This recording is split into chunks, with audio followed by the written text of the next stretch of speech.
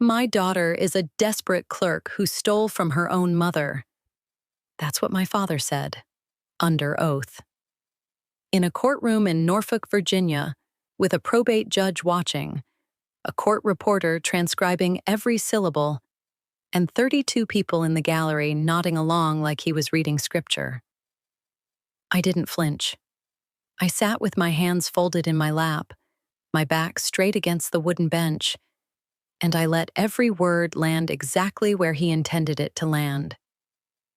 My name is Vivian Prescott. I'm 40 years old, and up until 6 months ago, I was holding my mother's hand in a hospice room while she signed a deed transferring her coastal property to me. Now I'm sitting in a courtroom while my father tries to prove I forged her signature, stole her house, and ruined what's left of our family name. He doesn't know what I do for a living. Not really. Not even close. The courtroom smelled the way old courtrooms always do, aged wood and floor polish, and the faint chemical burn of recycled air, pushed through vents that hadn't been cleaned since the building was last renovated. I'd spent 18 years inside rooms like this one. Different jurisdictions, different stakes, but the same architecture of judgment, the same heavy silence broken only by the shuffle of paper and the occasional cough from someone in the gallery who didn't want to be there. The difference was that in every other courtroom I'd ever entered, I was the one asking the questions. Today, I was the one being accused. My father sat at the petitioner's table 15 feet to my right, dressed in a navy blazer with brass buttons and a silk pocket square the color of champagne. His attorney, a man named Gerald Davis from a firm on Granby Street, had arranged a series of documents in a neat row across the table, like exhibits in a museum. Alistair Prescott didn't need a lawyer to perform. He'd been performing his entire life. The lawyer was just there to make it legal. Julian sat behind him. My brother, 42. Real estate developer, sir. He had a tablet open on his knee, its blue glow casting light upward across his jaw, like a man reading ghost stories by flashlight. He didn't look at me. He hadn't looked at me since the funeral. I took a sip of coffee from a paper cup I'd bought from the machine in the hallway. It was cold, metallic, the kind of taste that settles on the back of your tongue and stays. Growing up in the Prescott household meant earning affection like rent. My father sold yachts, not boats. Yachts. The distinction mattered to him the way oxygen matters to a diver. His clients were hedge fund partners and retired executives, and men who measured their success in hull length. He dressed like them. He spoke like them. He arranged his life around the principle that perception was the only currency that never depreciated. And I was his worst investment. Not Julian. Julian understood the game. Julian went to William and Mary, got his real estate license at 24, and started developing waterfront condominiums by 28. Julian had an office with glass walls and a view of the Elizabeth River. Julian had renderings framed on the wall and a handshake that closed deals. I had a government ID badge and a cover story. Vivian works for the Department of the Navy, my mother used to say, carefully, like she was reading from a card I'd written for her. She's an administrative analyst. That was the phrase. Administrative analyst. 2 words designed to be so boring that no one would ask a follow-up question. And no one ever did. Not my father. Not Julian. Not the cousins or the neighbors or the other families at the yacht club who rotated through my father's orbit like satellites around a dying star. They didn't ask because they didn't care, and I couldn't tell them, because what I actually did was classified under a non-disclosure agreement. so specific that even confirming the existence of the agreement itself would have been a breach. What I actually did was prosecute fraud, not tax disputes, not billing errors, not the kind of white-collar crime that gets settled in conference rooms with bottled water and regret. I prosecuted procurement theft, contract manipulation, and embezzlement schemes targeting the United States military.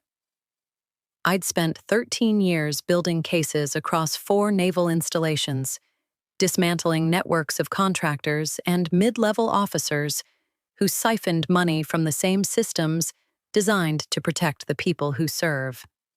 The last ring I broke stole $890,000 from deployed sailors' housing accounts. But at the Prescott family dinner table, I was the daughter who couldn't cut it. The intense child, too curious, too quiet, too precise. The one who left for law school and never came back with anything to show for it. No corner office, no firm name on a business card, no photographs of me shaking hands with important people in expensive rooms. Family photos lined the mantel at my father's house on Shore Drive. Julian accepting an award from the Chamber of Commerce. Julian at a ribbon cutting. Julian and Alistair on the deck of a 50-foot Hatteras, both grinning like they'd just conquered the Atlantic. Not a single one of me. They hadn't just forgotten me. They'd rewritten me. In my father's version, I was the daughter who failed the bar twice, which wasn't true. Settled for a government job because no firm would hire her, which wasn't true. And spent her days filing papers in a basement office somewhere in Washington, which wasn't true either. But the story was clean, and it was simple, and it confirmed everything Alistair Prescott already believed about ambition and worth, and the distance between a yacht broker's son and a yacht broker's daughter. Denial, I would learn, was their specialty. 6 months before I sat in that courtroom, my mother called me from her hospice bed. Her voice was thin. The words came slowly, like each one cost her something she couldn't afford. She told me she wanted to transfer the coastal property, the house on Cedar Point, to me. Not to Julian. Not to Alistair. To me. Because you're the only one, she said, who never asked me for anything. I flew to Norfolk the next morning. I arranged for a notary. I sat beside her bed while she signed the deed in a room that smelled like antiseptic and lavender and the slow, awful patience of dying. What my father didn't know, what he couldn't have known, was that the notary who witnessed that signing was not a civilian. She was Lieutenant Commander Diana Falk, Navy JAG, trial counsel, my direct subordinate at Naval Station Norfolk. They don't know that yet. My mother died 11 days later. The funeral was at St. Andrews on Colley Avenue. I wore a simple black dress, sleeves to the elbow, my silver anchor pin on the left lapel, perfectly horizontal. I sat in the third row because the first 2 were reserved for Alistair, Julian, and their guests. No one introduced me to the minister. No one asked me to speak. At the reception, my father leaned toward Julian's wife and said, loud enough for the table to hear, "She handles documents. That's all. I don't even think she has a real title." I folded my napkin beside my untouched plate. 4 months before the hearing, Alistair launched his campaign. He called every cousin, every uncle, every family friend who'd ever eaten shrimp on his back porch. He told them Vivienne had visited her mother alone, without family present, and convinced a confused, dying woman to sign away the property. He told them I was broke, that my government salary barely covered rent, that I'd been desperate enough to steal from my own mother's estate. He painted a picture of a woman living in delusion. Julian backed him. Of course he did. The Cedar Point property sat on 3/4 of an acre of waterfront land. Julian had already pulled comps. He knew what it was worth. He knew what he could build on it. So they filed the petition. They hired Gerald Davis. They retained a handwriting expert named William Grant, who, for $4,000, produced a report suggesting the signature on the deed showed inconsistencies indicative of guided or assisted execution. And on a Tuesday morning in October, in courtroom 3B of the Norfolk Circuit Court, my father sat in the witness chair, placed his hand on a Bible, and swore to tell the truth. Then he lied. "My daughter," he said, and the word came out polished, rehearsed, like he'd practiced it in front of a mirror, "is a desperate clerk who couldn't succeed in the private sector. She settled for a low-level clerical position in the government to hide her incompetence. She has no assets, no savings, no career to speak of. She is a glorified secretary in a uniform she doesn't deserve."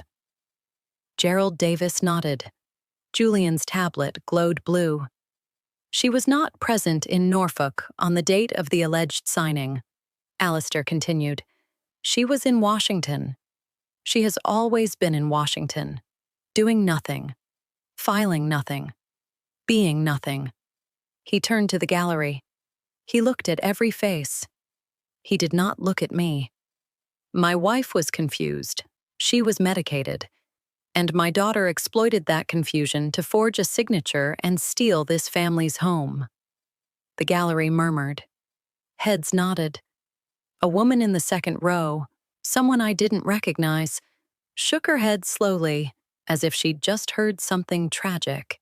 Even the overhead fluorescent seemed to flicker, as if the building itself couldn't hold steady under the weight of what had just been said.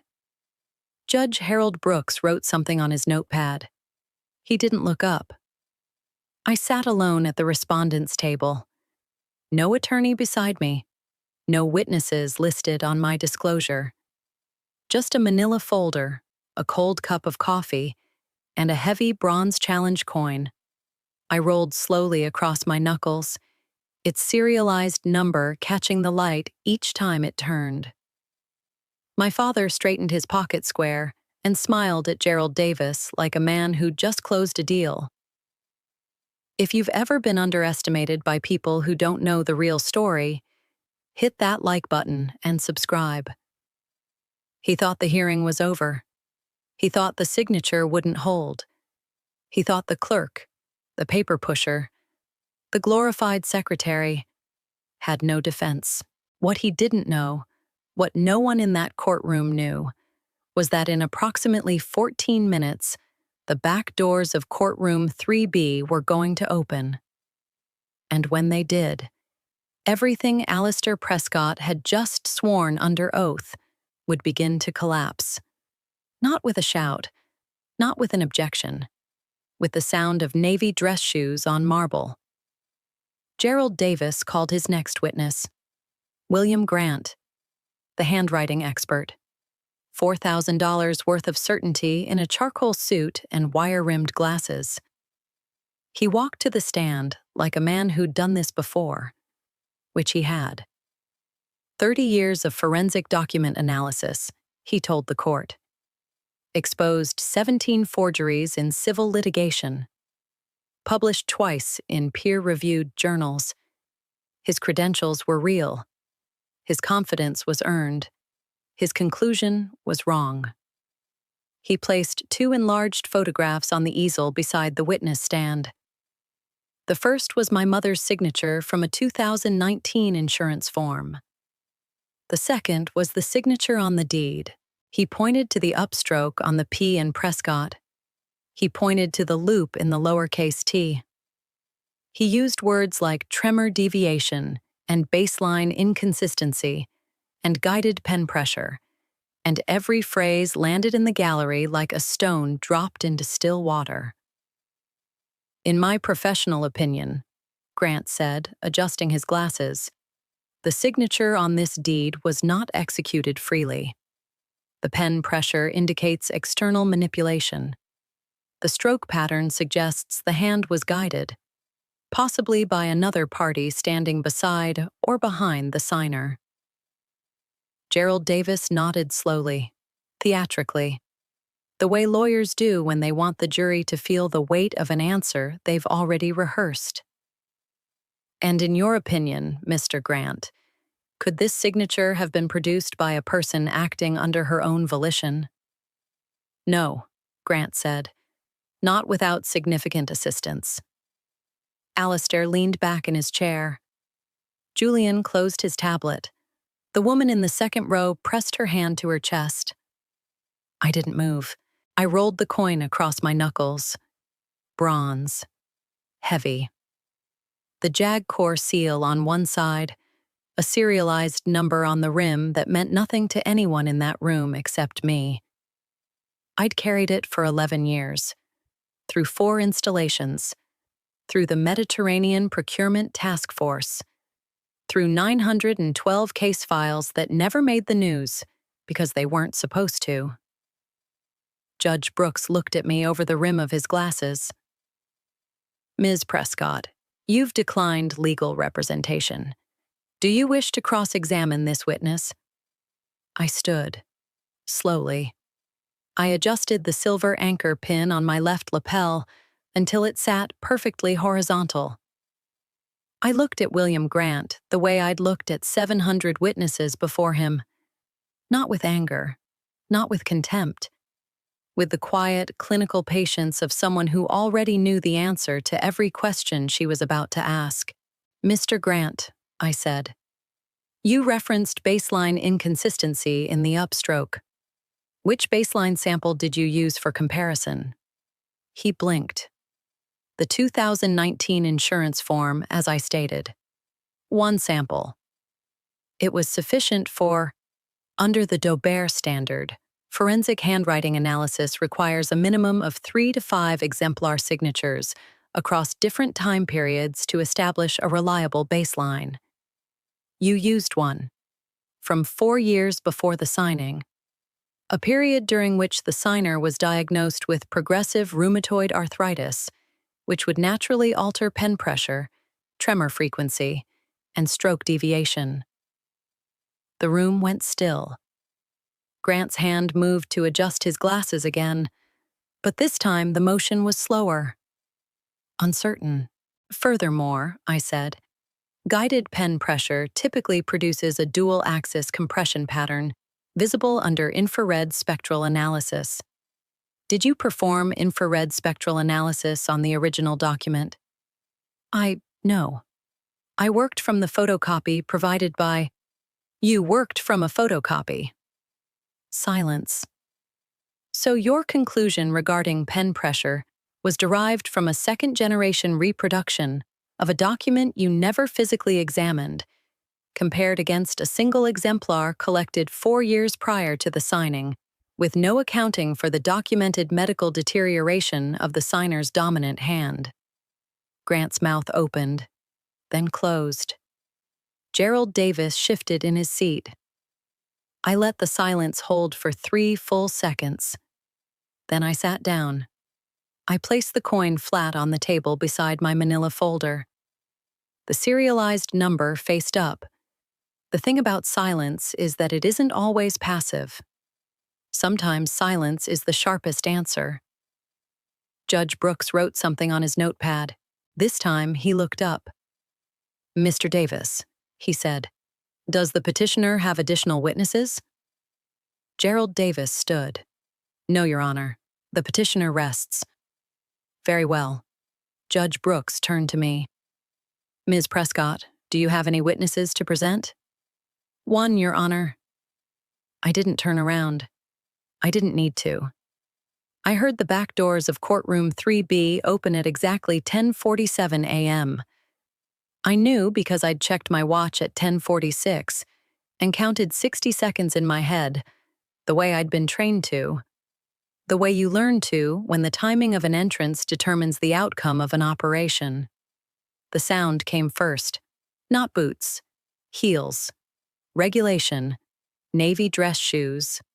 hard-soled, striking marble, with the precise cadence of someone who understood that how you enter a room is a statement of jurisdiction.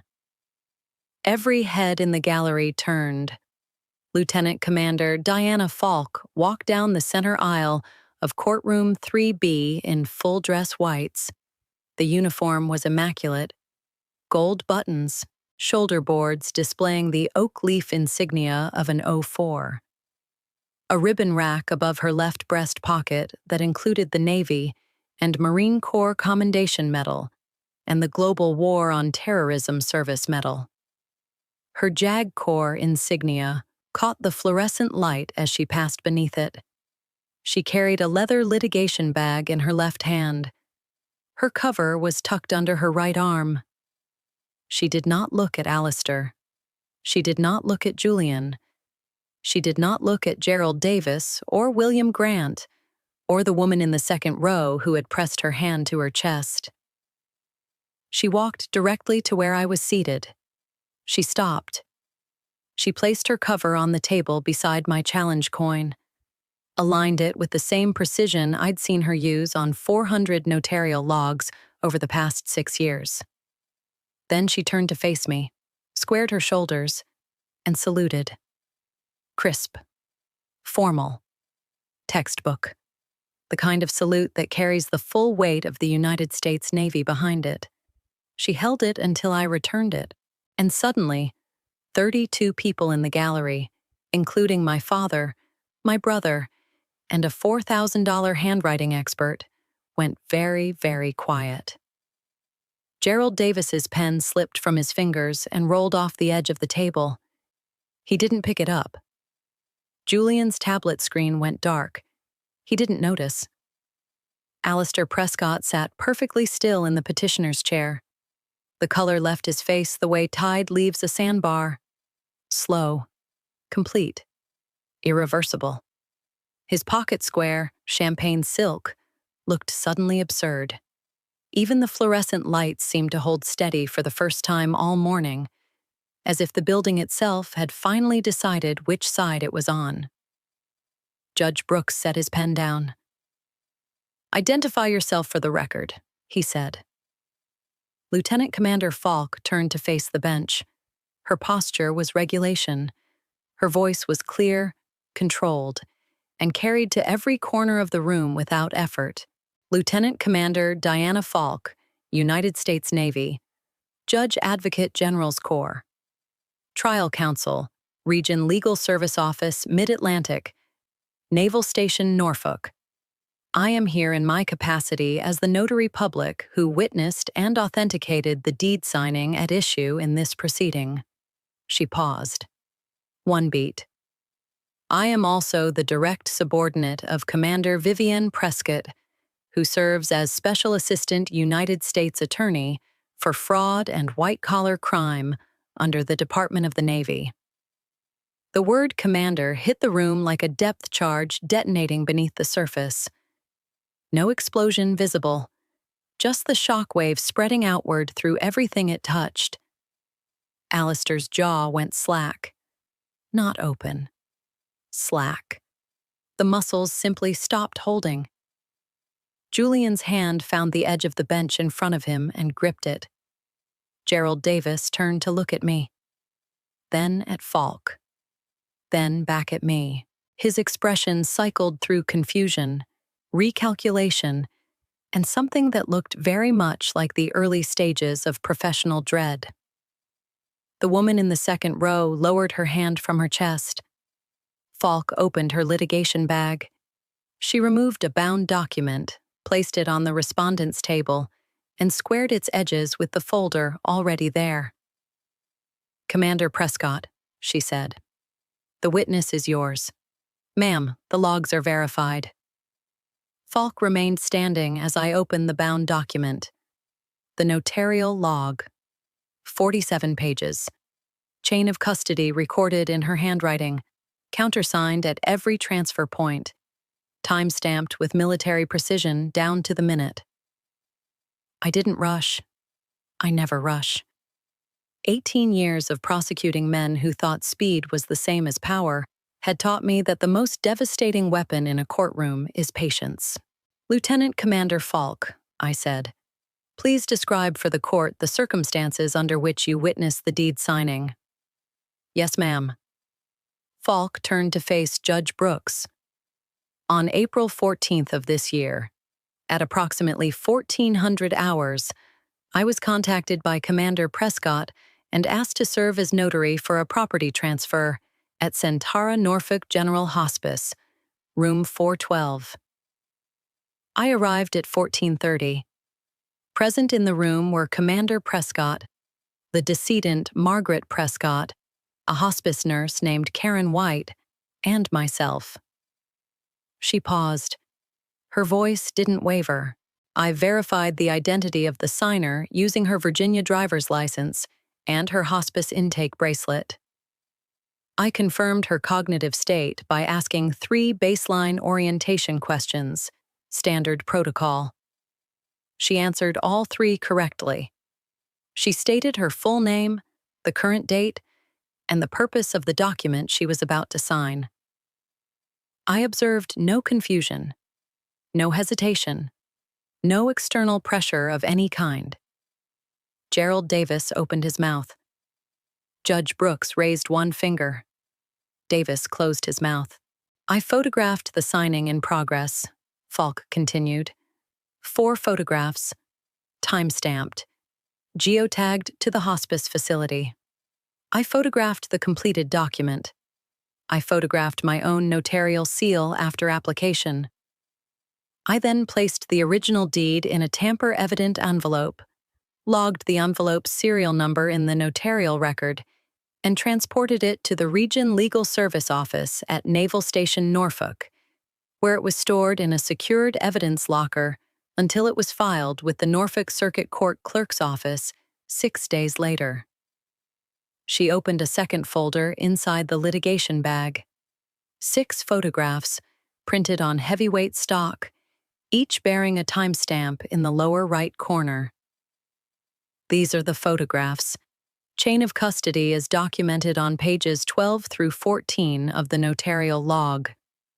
She placed them on the table in front of Judge Brooks. The first photograph showed my mother's hand on the deed. Her grip was thin. The knuckles were swollen, but the pen was steady, and the signature was hers. The second showed me standing 4 feet from the bed, arms at my sides, not touching her, not guiding her, not anywhere near the document. Judge Brooks studied each photograph for a long time. He turned to the notarial log. He read pages 12 through 14. He read them again. Then he looked at Alistair Prescott. My father hadn't moved. His hands were flat on the petitioner's table, fingers spread, as if the surface beneath them might shift. The confidence that had carried him through his testimony was gone. Not diminished, gone, like a tide that pulls out and doesn't come back. "Mr. Prescott," Judge Brooks said. His voice had changed. The neutral, procedural tone was gone. What replaced it was quieter, harder, the voice of a man who had just realized he'd been lied to under oath in his own courtroom. "You testified that your daughter was not present in Norfolk on the date of the signing. You testified that she was in Washington." Alistair's mouth opened. She's always in Washington. She never—" "You testified under oath. I believed you stated it as fact." Silence. Gerald Davis placed both hands flat on his own table, mirroring his client's posture without realizing it. The symmetry of 2 men who had run out of options at the same moment. "Furthermore," Judge Brooks said, "you described your daughter as, and I am reading from the transcript, a desperate clerk, a glorified secretary, and a person with no career to speak of. Lieutenant Commander Falk has identified her, under oath and in uniform, as a commander in the United States Navy Judge, Advocate General's Corps, and a Special Assistant United States Attorney." He set his pen down. He folded his hands. Mr. Davis, I am referring your client's testimony to the Commonwealth's Attorney for Investigation of Perjury under Virginia Code Section 18.2-434. I am also ordering an inquiry into the handwriting analysis submitted by Mr. Grant, which appears to have been conducted without adherence to minimum evidentiary standards. Gerald Davis closed his eyes. Just for a moment. The involuntary reflex of a man watching his case die on the table. Julian's grip on the bench tightened until his knuckles went white. He still hadn't looked at me, but now the reason was different. Ms. Prescott, Judge Brooks said, turning to me. Commander, Falk corrected, quietly, without emphasis. The correction landed like a pin dropping in an empty cathedral. Judge Brooks inclined his head. Commander Prescott, the deed is upheld. The petition to contest is denied. This court awards you the property at Cedar Point and further orders the petitioner to pay legal costs in the amount of $18,700. I stood. I adjusted my anchor pin. I nodded once. Thank you, Your Honor. That was all. Alistair's chair scraped against the floor as he tried to stand. His legs didn't cooperate immediately. Julian reached for his arm. Alistair pulled away. He turned toward me, and for the first time in 32 years, my father looked at me without a script, without a performance, without the polished, rehearsed armor of a man who sold perception for a living. You, he started. I didn't know. She never said. I thought she just worked in an office. His voice cracked on the last word. I looked at him. I didn't raise my voice. I didn't lean forward. I let my hands rest at my sides, the same way they'd rested through 700 cross-examinations, through 912 case files, through every silent dinner and every erased photograph, and every holiday where my chair was the one that got moved to make room for someone who mattered more. You didn't want the truth, Alistair. You wanted the equity. But you forgot that I spend my life prosecuting men exactly like you. He swayed slightly. His hand found the edge of the petitioner's table. Men who lie under oath. Men who fabricate evidence. Men who believe that volume is the same thing as authority. I paused. It isn't. He opened his mouth. Nothing came out. You didn't ask, I said. Not once. In 18 years. You never asked what I did, where I served, or why I couldn't tell you. You weren't asking questions. You were digging graves. And the one you dug today was your own. I picked up my challenge coin from the table. I picked up my manila folder. I turned and walked toward the door. Behind me, I heard Julian's voice. Thin, stripped of every real estate closing he'd ever performed. Vivian. I didn't stop. I didn't turn. That was it. The perjury referral moved through the Commonwealth's Attorney's Office in 11 days. Alistair Prescott was formally charged 3 weeks after the hearing. His yacht brokerage license was suspended pending investigation. The Virginia Department of Professional and Occupational Regulation opened a separate inquiry into his business practices after the court transcript became public record. Gerald Davis withdrew as counsel. William Grant's forensic analysis was flagged by the Virginia Bar's Expert Witness Review Board. Julian called me twice. I didn't answer. He sent a letter to the Cedar Point address. I returned it unopened. Not out of spite, not out of pride, but because I no longer needed to step into a place that asked me to shrink. 6 months after the hearing, I stood on the porch of the Cedar Point house at dawn. The Chesapeake was still. The air smelled like salt and pine, and the particular silence that only exists on water before the rest of the world wakes up. I'd had the house repainted. New roof. New porch railings. A sign by the front walk that read, Prescott Transitional Home. Veteran families, sailors returning from deployment with nowhere stable to land. The same people whose housing accounts I'd spent 13 years protecting from men in suits who thought they were entitled to what wasn't theirs. My mother would have understood. A black sedan pulled into the gravel drive at 07:15. Rear Admiral Thomas Miller stepped out in service khakis, his 2 stars catching the morning light. He didn't salute. We were outdoors, uncovered. He extended his hand. Commander Prescott. Admiral. He handed me a slim envelope. New orders.